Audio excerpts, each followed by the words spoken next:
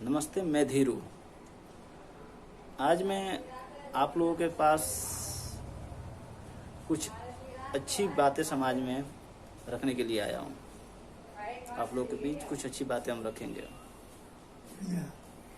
आज का जो बातचीत है हमारी, वो खास करके हमारी माताएं और बहनों के लिए बहुत ज़्यादा ज़रूरी चीज़ है, बहुत ज़्यादा ज़रूरतमंद चीज़ है। कुछ ऐसी माताएं बहनें हैं जो आज भी बहुत ज़्यादा दिक्कत परेशानियों में रहती हैं। ठीक है, उनको क्या देखना चाहिए मैं आपको बताता हूँ। और लोग ब्राह्मणवाद का विरोध क्यों करते हैं, ब्राह्मणवाद का विरोध करते क्यों हैं, इसके पीछे का क्या कारण है कि वो लोग ऐसे कर रहे हैं। आज कुछ ज़्यादा ही हो चुका है, मैं आपको बताता हूँ। माताएं और बहनों को पहले वाइट कलर की साड़ी पहना दी जाती थी। विधवा जो हो जाती थी, जो विधवा हो जाती थी, जिसके हस्बैंड मर जाते थे, उनको वाइट कलर की साड़ी पहना दी जाती थी और उनको अछूत, जैसे उनके हाथ से पानी पीना भी पाप। आज भी लिखा है वो ग्रंथ में और पुराण में। ठीक है, और वो लोग आज भी समझाते हैं और बोलते हैं इन चीजों को। ठीक है, मैं आप लोगों से एक बात बता रहा हूं कि आखिर व्हाइट कलर की साड़ी जो विधवा औरतें हैं, माताएं बहनें हैं, उनको क्यों पहनाया जाता है, कैसे पहनाया जाता है, इसके पीछे का रहस्य क्या है, ये मैं आप लोगों को बताने जा रहा हूं। आज से कम 2300 साल पहले चीन से एक यात्री यहाँ पे यात्रा करने आता है और वो अपने बुक में लिखता है, मेगास्थनीज की इंडिका उस बुक का नाम है। ठीक है, उसको आप हमेशा उसको पढ़ो आप, उसके इसके बाद आपको पता चल जाएगा कि क्या क्या दिक्कत है, क्या चीज है और इसके पीछे का क्या रहस्य है। उसने अपने बुक्स में लिखा कि जो बुद्ध, पहले बुद्ध धर्म नहीं चलता था, बुद्ध धर्म ही, पूरा देश ही बुद्ध का है, ये बात सत्य है। जो लोग यहाँ पर बुद्ध धर्म को विभाजित करने में लगे थे, जो संघ था उसको विभाजित कर रहे थे, उसमें फूट दरार पैदा कर रहे थे, हैं, जिसे आज के दौर में ब्राह्मण कहते हैं। तो वो लोग जो बुद्ध के अनुयायी थे, जो बुद्ध लोग थे, बुद्ध मार्गी थे, तो उन लोगों ने फैसला किया था कि जो हमारे संघ को विभाजित करता है, हम उन लोगों को कैसे पहचानेंगे। तो उनकी पहचान करने के लिए उनको वाइट कलर का कपड़ा, धोती कुर्ता पहनने के लिए बोला गया। उन लोगों को इसलिए बोला गया कि वो देख करके ही लोग पहचान जाए कि हाँ, ये बुद्ध संघ के विरोधी हैं। ठीक है, बुद्ध के विरोधी हैं। ठीक है, हालांकि उनके साथ और कोई बर्ताव नहीं उल्टा सीधा किया जाता, सिर्फ और सिर्फ पहचानने के लिए। ठीक है, कि हाँ भाई, ये अलग लोग हैं। ठीक है, तो इन लोगों ने क्या किया, आज भी देखिएगा ना, तो बहुत सारे ऐसे ब्राह्मण हैं जो व्हाइट कलर के कपड़े पहनते हैं। ठीक है, और उसके बाद इन लोगों ने क्या कॉन्सेप्ट लागू किया, अलबरूनी लिखता है अपनी किताब में, अलबरूनी के भारत जब पढ़ोगे तो उसमें पता चलेगा, वो लिखता है अपनी किताब में कि इन लोगों ने वही कॉन्सेप्ट उठा करके विधवा जो औरतें थी उनके ऊपर लाद दिया। और लादा ही नहीं, 100 गुना बढ़ करके उन लोगों के बारे में उल्टा सीधा, एक होता है ना कि मतलब लाइन, रास्ता बना दिया गया कि मतलब हाँ, इनमें कोई छुआएगा नहीं, इनके हाथ का कोई पानी नहीं पिएगा। सेम वही कॉन्सेप्ट उनके ऊपर लाद दिया गया। ठीक है, हालांकि बुद्ध धर्म में ऐसा कुछ नहीं था, इन लोगों को कोई प्रताड़ित नहीं करता था। तुम्हें जो भी संग मानना है, तुम्हें जिसके साथ रहना, तुम उसके साथ रहो। ठीक है, तो ये ब्राह्मणों ने ऐसे कर दिया। ठीक है, विधवा औरतों के लिए क्या कर दिया, व्हाइट कलर का कपड़ा कर दिया। ठीक है, उसके बाद आज भी हमारी माताएं बहनें उनके कर्मकांड में फंसी रहती हैं। अब उन लोगों को कोई समझाने वाला नहीं है। उन लोगों के पास कोई भी बातें, जो सच्ची घटना है, जो सच्ची बातें हैं, उन लोगों के पास कोई जा करके बताए, उन लोगों के पास पहुंचने का मतलब कि एक यही एक रास्ता है, सोशल मीडिया। इसके अलावा और कोई रास्ता नहीं है। उन लोगों को जाकर कोई समझा नहीं सकता है। एक बात है, सबसे बड़ी ताकत होती है इस देश के, इस पूरे ब्रह्मांड के, ठीक है। उन लोगों को समझा दिए, अगर वो लोग समझ गई तो ये बात ध्यान में रखना, ऐसा नहीं है कि वो समझदार नहीं है, उन लोगों तक ये बातें पहुंचाई नहीं जाती है। उन लोगों के पास वही पहुंचाई जाती है जो उन लोगों का मन करता है। जो ब्राह्मणवादी सोच के लोग हैं, जो उनका कॉन्सेप्ट है, वही पहुंचाया जाता है, और कोई चीजें पहुंचाई नहीं जाती। इस चीज को हमेशा ध्यान में रखना है। उन लोगों ने इतना महिलाओं के प्रति, अपने ग्रंथ पुराण में भी है, ग्रंथ पुराण में भी मैं बहुत सारी गिनवा दूंगा, बनाऊंगा उसके ऊपर भी कभी वीडियो।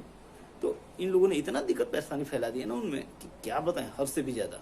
आप एक बार पढ़ के देखो, ठीक है। महिलाओं के लिए सबसे पहला स्कूल सावित्री बाई फुले ने बनवाया इस पूरे भारत में। उनको बहुत सारी कठिनाइयों का सामना करना पड़ा, तब जाके वो स्कूल भी चला। बहुत सारी कठिनाइयों का सामना करना पड़ा, ठीक है। लेकिन उनका नाम आज बहुत काफी मात्रा में ऐसी हैं हमारी माताएं बहनें, उनका नाम तक नहीं जानती हैं, उनका नाम तक नहीं जानती हैं, और ले करके बैठ जाएंगी क्या। अभी गांव में बहुत सारे देखते हैं कि शिव चर्चा लेकर के बैठ जाएंगी, ठीक है। अच्छा, शिव चर्चा लेकर के बैठ जाएंगी। उनमें देखिए, उन्हीं में से किसी एक लेडीज का बेटा, देखिए मैं आपको दिखाता हूं कि क्या करता है और क्या नहीं करता है। वो चलाता है क्रेन, और वो क्रेन चलाता है और क्रेन से जाता है। भोलेनाथ का भक्त, जाहिर सी है, माँ शिव चर्चा कर रही है तो बेटा भी भोलेनाथ का भक्त होना भी चाहिए, हाँ? वो जाता है रोड पे, हाईवे पे, टूल टैक्स आता है, टूल टैक्स मांगता है। टूल टैक्स अपना जो है वो टूल टैक्स मांगता है। वो टूल टैक्स नहीं देता है, उस बूथ को ही अपने क्रेन से उखाड़ देता है। और नहीं तो 50 किलोमीटर तक रोड पे, हाईवे पर वो गाड़ियों को मतलब कि अनबैलेंस करते हुए चला जाता है, जिसमें से तीन फोर व्हीलर को भी ठोकता है, 3 4 व्हीलर को भी ठोकता है। गनीमत यह है कि वो किसी का नुकसान वो नहीं हुआ, किसी की जान नहीं गई, किसी की हत्या नहीं हुई, किसी की जान नहीं गई, ठीक है। नहीं तो अरे सबसे ज्यादा अहम चीज है कि उसको जब पुलिस वाले ने पकड़ा, 50 किलोमीटर दूर चला गया था, जब पुलिस वाले ने पकड़ा तो उसने क्या किया, उसको पकड़ने के बाद पुलिस वाले के गाड़ी के कांच तोड़ दी और कह रहा है कि मैं भोलेनाथ का भक्त हूं, ठीक है। उसके मतलब कि इंक्वायरी करने से पता चला कि वो भांग खा रखा था। आज के डेट में जो भी जितने भी लोग शिव को मानते हैं, 90% नशा करने वाले लोग हैं, 90% नशा करने वाले लोग हैं। शिव कौन थे, शिव कहाँ से आए हैं, ये सारी चीजें मैं आपको बता दूंगा, ठीक है। ये सारी चीजें अगली वीडियो में आपको बता दूंगा। और ये बात सत्य 12 तारीख को ये आपके क्या बोलते हैं, हिंदुस्तान जो न्यूज़ पेपर है उसमें ये खबर छपी है, ठीक है। उसमें ये खबर छपी है, मैं आपको दिखा देता हूँ, थोड़ा सा आपको दिखा देता हूँ। ये देखिए, ये है, शायद उल्टा दिख रहा होगा, इसको उल्टा ही दिखेगा, हमारे पास तो वो सिस्टम नहीं है अभी। ये देखिए, डेट देख लीजिए, हिंदुस्तान है, ये डेट देखिए, ये डेट है 12 तारीख का डेट है। ये सिस्टम है इन लोगों का, बताओ, ऐसे उलझाए फंसाए रखते हैं। इसी वजह से ब्राह्मणवाद का विरोध होता है।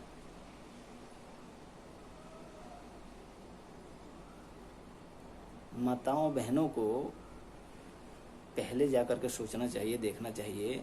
अगर वो इसी चीज में फंसी रहेंगे, उनके बच्चे पढ़ करके कैसे आगे बढ़ेंगे, कैसे आगे बढ़ेंगे। आज उनके बच्चे पढ़ाई कर रहे हैं, पढ़ाई करने के बाद वो क्या हो रहा है वहाँ पे कि उनके बच्चे पढ़ाई भी अच्छे कर रहे हैं, सब कुछ अच्छे कर रहे हैं, लेकिन दिक्कत कहाँ आ रही है? जब जॉब लगने जा रहे हैं तो वहाँ पे देखा जा रहा है कि हाँ भाई ये कौन से कास्ट का है, इस कास्ट का है, तो अब नीचे उतार दे रहा है उसको। और समाज के लोग क्या कर रहे हैं, अरे ये निकम्मा था, ये पढ़ाई में ठीक नहीं था, ये नहीं था, वो नहीं था, ये हमारे साथ भी हुआ है ऐसा।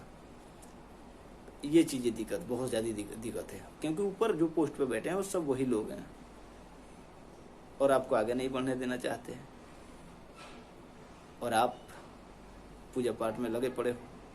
अरे कम से कम अपने बच्चों के लिए इन चीजों से दूरी बनाओ, ठीक है? नहीं तो अपने बच्चों को भोलेनाथ का भक्ति बना दो, भक्ति बना दो।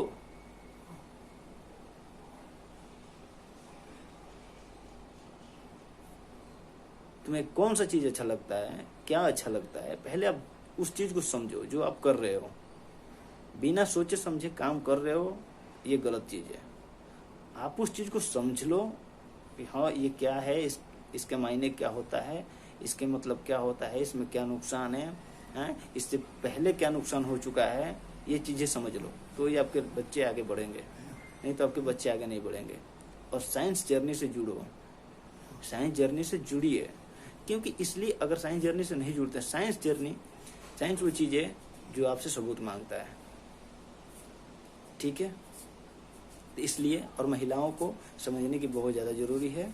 कुछ महिलाएं, ठीक है, ये देश की नहीं पूरे विश्व की सबसे बहुत बड़ी ताकत होती हैं, ठीक है? इनको अपनी ताकत को पहचानना होगा और समाज में ये अहम किरदार हैं, इनको अहम भूमिका निभानी होगी। और ये सारी चीजें देश हित में है, देश हित में है।